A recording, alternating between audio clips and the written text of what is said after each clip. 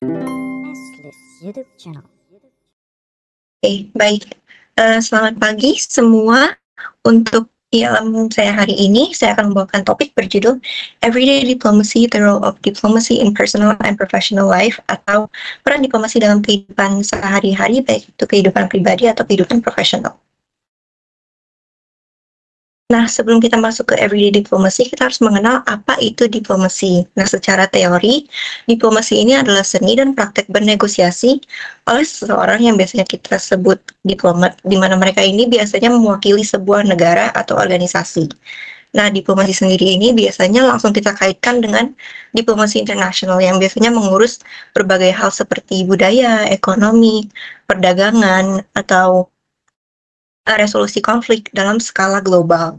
Nah, dari definisi tersebut, yang terlintas di benak kita itu, diplomasi itu pasti kita kaitkan dengan negosiasi dalam skala internasional, di mana para aktor internasional atau international actors ini melakukan sebuah pertemuan yang besar atau pertemuan puncak di ruang PBB, di mana di situ mereka bernegosiasi untuk merundingkan suatu perjanjian internasional atau mereka untuk meraih perdamaian global atau melakukan resolusi konflik antar negara.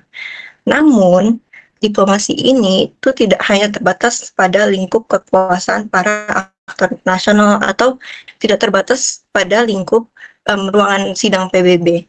Tetapi, diplomasi ini bisa kita implementasi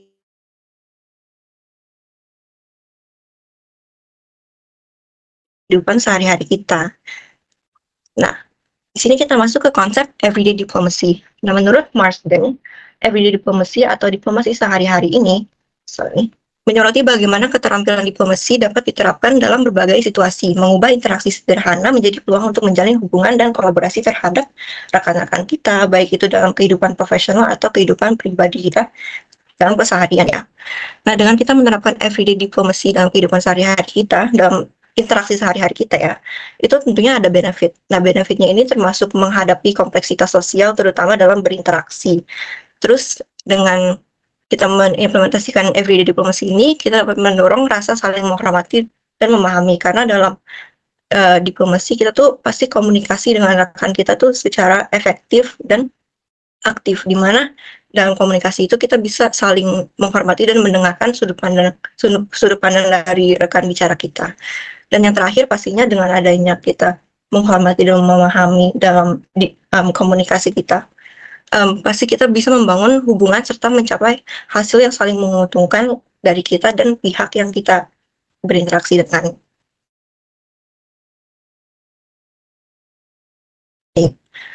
Nah, seperti yang saya bilang, diplomasi ini bisa kita implementasikan dalam kehidupan sehari-hari. Nah, bagaimana seorang diplomat ini memiliki keterampilan di mana di saat mereka ingin melakukan diplomasi di ruang PBB, itu mereka memiliki kompetensi kunci dalam skills diplomasi mereka yang mencakup negosiasi, komunikasi efektif, dan tentunya hasil dari negosiasi tersebut dapat membangun suatu pemahaman bersama. Nah, everyday diplomasi ini juga memiliki keterampilan di mana kita bisa mengasah skill diplomasi kita dalam kehidupan sehari-hari. Yang pertama itu kita mendengarkan secara aktif lawan bicara kita, di mana kita bisa mendengarkan sudut pandang mereka atau opinion mereka, dan kita juga bisa memberikan opini kita. Terus kedua itu mencari titik temu, di mana kita telah melakukan suatu interaksi atau komunikasi secara diplomatis, pasti kita menemukan titik temu di mana akan berujung dengan solusi yang menguntungkan kedua belah pihak. Dan terakhir yang pasti tentunya berkomunikasi dengan hormat dan konstruktif. Nah, everyday diplomacy dalam keseharian ini gimana sih kalau kita praktikkan?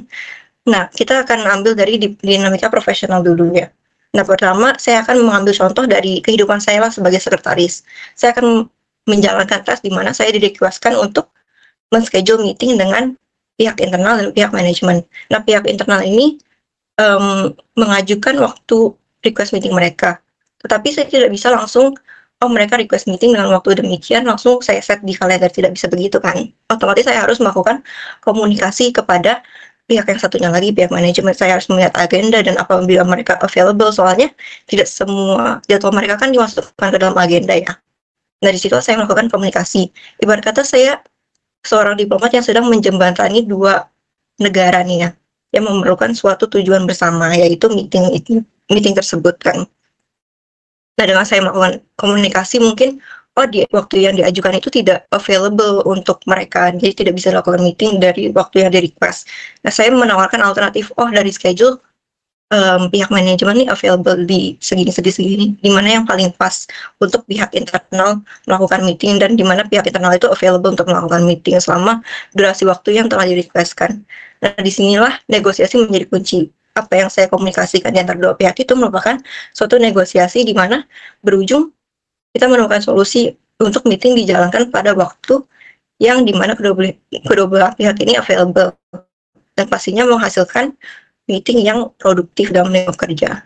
Nah, selain itu, dalam dinamika profesional, everyday diplomasi ini bisa kita implementasikan dalam mungkin melakukan proyek dengan rekan kerja apabila mereka mempunyai suatu solusi yang berbeda dengan apa yang kamu propose ya. Dan disitulah kita melakukan komunikasi yang efektif, di mana mungkin kita bisa mencapai suatu temu di mana kita menawarkan solusi alternatif, gimana nih proyeknya has to be done, tapi kita semua tuh on the same boat. Just how suatu diplomat itu bisa agree dengan diplomat dari negara lainnya. Nah, selain itu, dalam konteks pribadi, everyday diplomasi ini ternyata lebih sering kita lakukan ya, terutama dalam konteks kita keseharian dalam mundane conversations in real life ya. Sebagai contoh, misalkan kita bernegosiasi dengan tas rumah tangga dengan saudara kita sendiri. Nah, misalkan aku dan adik aku harus mencuci piring, dimana cuci piring ini udah menumpuk nih ya. Tapi aku sama adik aku sama-sama ada agenda yang harus kita lakukan other than cuci piring. Di saat itu kita komunikasi, kita negosiasi. Oke, yang mana yang kesannya lebih sibuk? Adik aku harus belajar karena besok ulangan, sementara aku harus mengejar deadline-nya, di mana deadline-nya itu masih minggu depan. Berarti hari ini, kompromi hari ini aku yang mencuci piring, tapi adikku besok yang cuci piring. Jadi kita sama-sama memiliki responsibility untuk mencuci piring, even so itu beda hari. Dan berujung kepada kita compromise dalam waktu. Nah, itulah dimana negosiasi merupakan vital dalam percakapan kita, dan berujung kita melakukan suatu diplomasi meskipun itu mundane ya. Dan kedua itu kita bisa apabila kita memiliki konflik dengan sahabat kita ya, kalau kita ingin tetap berteman dengan mereka, kalau kita memiliki konflik dengan teman kita itu, ya pasti kita melakukan suatu komunikasi, suatu negosiasi. Mungkin dari sudut pandang mereka itu kita yang salah, dari sudut pandang kita mereka yang salah. Makanya kita harus tetap mendengar dengan aktif, di mana ujungnya kita bisa problem solving dengan diplomasi, dengan komunikasi diplomasi itu. Dan terakhir, mungkin apabila kita memiliki roommate, kita sharing apartment dengan teman sekamar. Di situ kita juga bisa melakukan diplomasi, kita berkompromi, kita negosiasi. Curfew-nya jam berapa? Apakah untuk guest siapa aja yang boleh masuk? Mungkin apabila kita teman sekamar dengan sesama perempuan, untuk laki-laki mungkin tidak boleh masuk, atau mungkin kita harus ada curfew atau ada sharing untuk masalah siapa yang akan membereskan apartemen pada hari ini, dan responsibility kita apa masing-masing begitu. Nah, jadi in conclusion, diplomasi ini tidak terbatas kepada negosiasi internasional saja, melainkan dapat kita implementasikan dalam kehidupan sehari-hari melalui yang namanya everyday diplomacy. Nah, everyday diplomacy, kalau kita implementasikan dalam kehidupan sehari-hari itu, kita menciptakan suatu peluang untuk menambah keterampilan diplomasi kita, which is kita sangat perlu ya, apalagi kalau misalkan kita dalam workplace atau dalam kehidupan profesional, kita perlu untuk memiliki ilmu atau keterampilan diplomasi apabila kita ingin interaksi kita berjalan dengan lancar dan produktif. Nah, dan terakhir, menerapkan prinsip diplomasi ini menciptakan suatu lingkungan yang positif, albeit kita dalam kehidupan pekerjaan, dalam kantor, atau dalam kehidupan sehari-hari, di mana kita ingin lingkungan kita selalu positif dan bebas dari any kind of conflict atau clashment. Dan itu pasti tentunya akan berproduktif dalam segala aspek kehidupan. Dan itu sekian dari topik everyday diplomasi saya. Terima kasih telah memperhatikan dan mendengarkan, dan semoga bermanfaat. Ya, selamat pagi Kak Reni. Terima kasih ya Kak ya materinya. Menurut aku ini cukup menarik ya Kak, karena terasa relevan sama relate aja sih, karena di budaya kerja kita kan ya yang nuntut kolaborasi kan. diplomasi ini kan bisa dibilang bagus buat ngebantu kita ngatasin perbedaan pandangan gitu ya. Kalau aku boleh nanya aja sih ini Kak, dari perspektif karena ini, ada gak sih contoh nyatanya buat strategi gitu atau bentuk diplomasi yang cukup sederhana tapi efektif gitu buat ngadapin konflik kecil di tempat kerja gitu aja sih Kak. Oke, thank you for the question. Saya pribadi sebagai mahasiswa HI ya, saya mempelajari diplomasi dan pastinya saya menerapkan dalam kehidupan saya sekarang magang ini di perusahaan ya, di kantor. Nah, untuk saya pribadi strategi paling utama itu pastinya communication yang efektif ya. Saya selalu ingin mendengar apa sudut pandang mereka. Pastinya sih kayak kita punya project ya, kita harus menundingkan solusi yang paling tepat. Yang pastinya kita mendengar apa yang mereka think it's best dan kita menyampaikan apa yang kita think is best ya for what we need to aim. Nah, dari situ kita menemukan kesamaan ya. Seperti yang saya jelaskan tadi, menemukan titik temu, kita cari kesamaan apa solusi kita yang mungkin similar dan dari situ kita bisa expand. Mungkin itu aja sih dari aku pribadi ya Kak Sofin untuk strategi diplomasinya. Oke, thank you Kameli. Dan untuk Karini, terima kasih untuk materinya. Ini menarik banget terkait everyday diplomacy, yaitu the role of diplomacy in our daily life. Paling aku mau nanya lebih lanjut sih Kak, terkait gimana sih caranya untuk menyesuaikan gaya diplomasi kita terhadap orang dengan latar belakang yang berbeda-beda. Dan satu lagi, apakah ada situasi di mana konfrontasi itu lebih dibutuhkan dibanding diplomasi gitu sih Kak? Terima kasih. Oke, thank you for the question. Jadi untuk yang pertanyaan pertama itu, sorry kan ya bisa diulang lagi? Saya kurang. Lebih ke gaya diplomasi Kak, apakah gimana caranya untuk menyesuaikan gaya diplomasi kita terhadap orang dengan latar belakang yang berbeda-beda? Oke, jadi otomatis kita diplomasi itu pastinya nggak semuanya on the same boat, nggak semuanya dengan mempunyai approach yang sama dengan kita, dan disitulah dimana komunikasi dan negosiasi is at play kan. Pastinya kita harus komunikasikan dulu apa yang menurut kita, apa yang ingin kita sampaikan, apa sudut pandang kita, apa opinion kita, apa stance kita.